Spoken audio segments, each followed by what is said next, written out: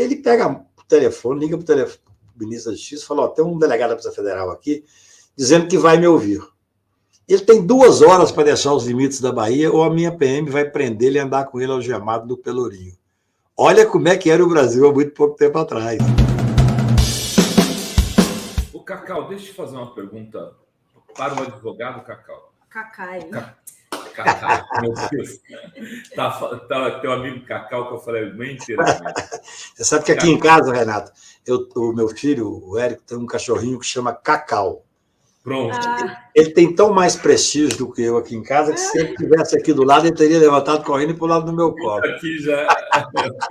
Ô, Cacau, imagina se chega um cliente para ti com um caso desse. Olha, acabei de ser pego aí com umas joias, eu estava entrando no aeroporto, o caso lá do Cid, né? É o Cid que entrou?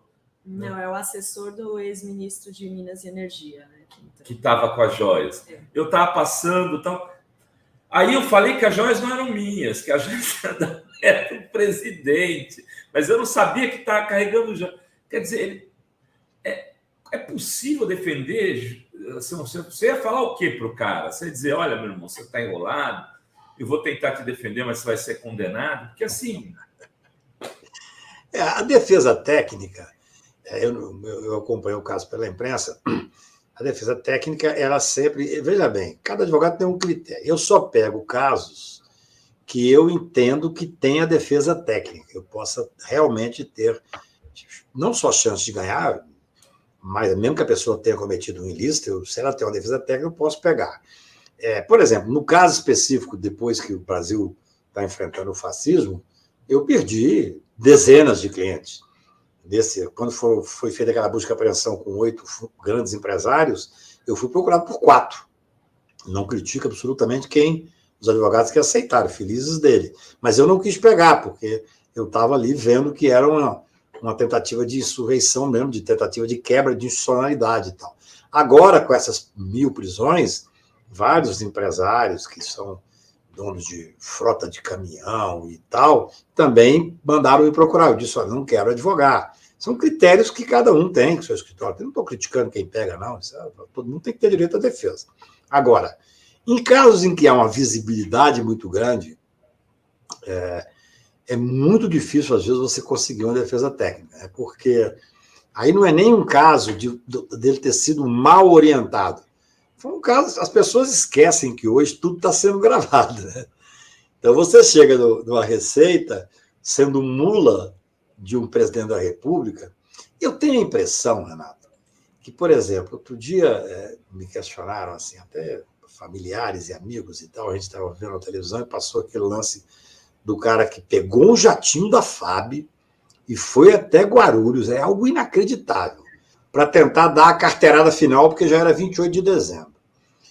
As pessoas dizem: mas como é que esse cidadão se dispôs a isso? Eu tenho a sensação que um caso desse, um funcionário que pega um jatinho da FAB sozinho aqui para cumprir uma coisa do presidente da República, ele deve ter ligado para os amigos, então, olha só, tá vendo? Estou indo aqui em nome do presidente da República. Não sente a dimensão do que está acontecendo. Esses caras, não estou dizendo especificamente esse, que eu nem conheço, mas, repito, o que nós temos a sensação, e eu tenho, para mim, a certeza, de que eles se apoderaram do Estado, né? Uma visão patrimonialista, uma visão que o Estado é feito para servir. Então, você tem a servir a eles, né? Quer dizer, eles podem fazer o que quiser com o Estado, né? Por isso é que chega a esse ponto. Quando você tem um ministro de Estado que já tinha passado do local, ele não poderia voltar, ele deve ter dado uma carteirada para voltar. Ele é ministro de Estado, voltou.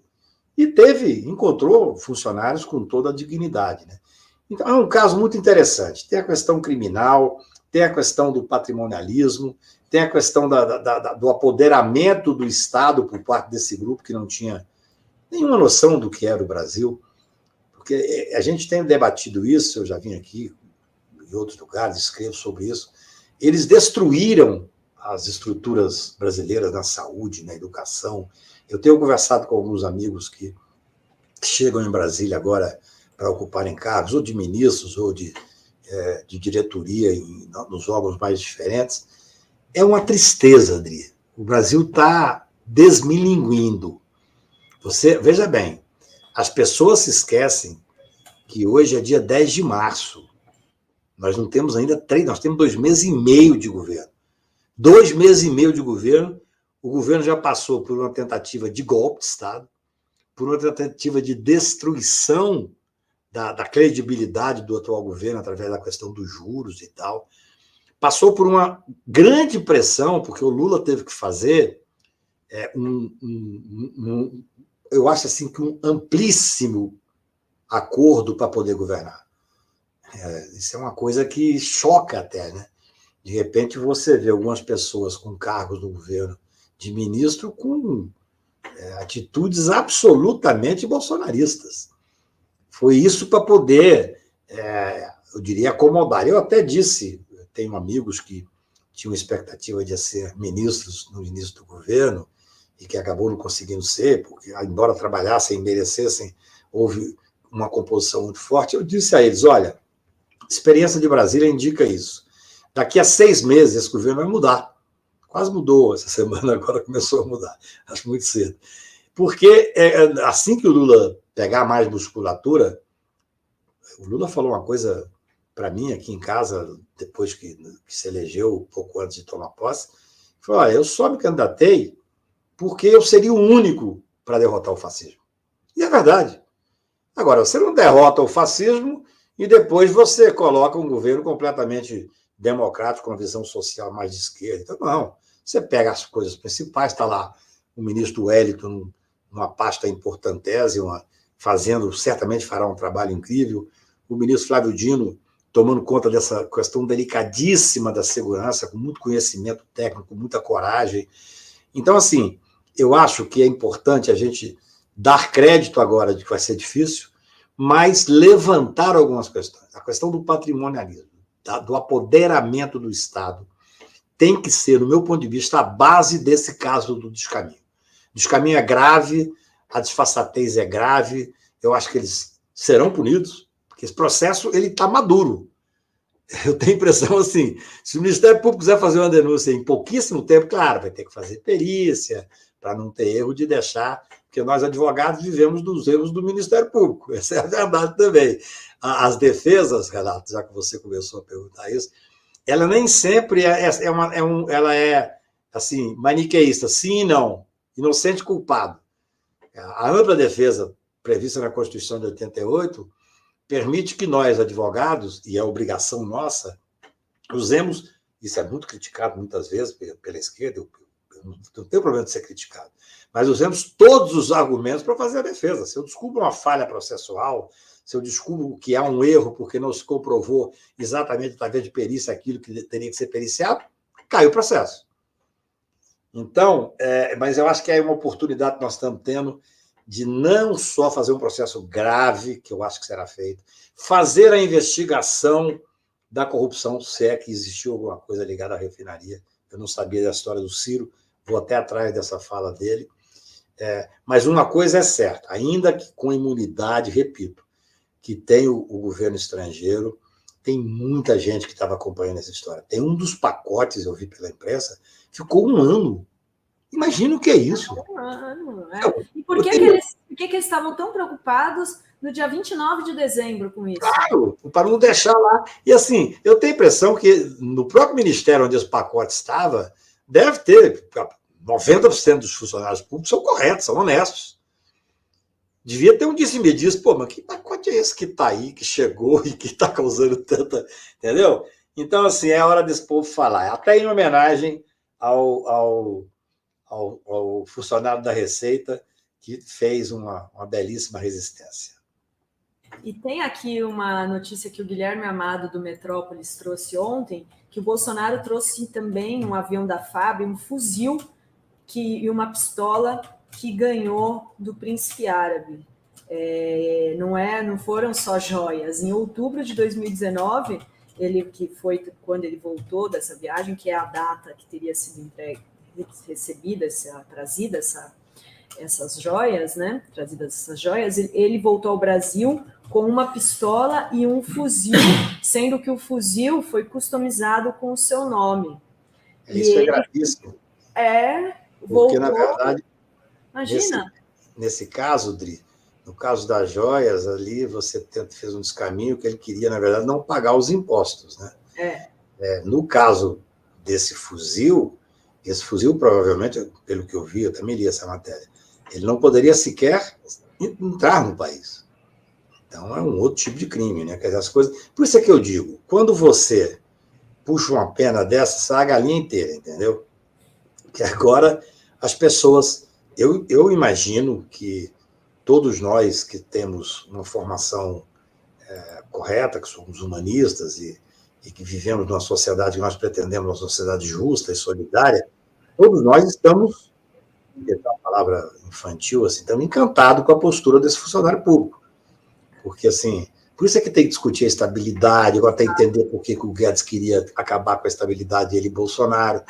Mas também tem que ter uma solidariedade a essas pessoas que resistem. Imagina a quantidade de gente no Ministério que sabia que, pô, que era estranho aqueles documentos estarem ali. Ou mesmo essa questão do fuzil, ninguém entra com um fuzil no avião do presidente sem chamar a atenção, entendeu?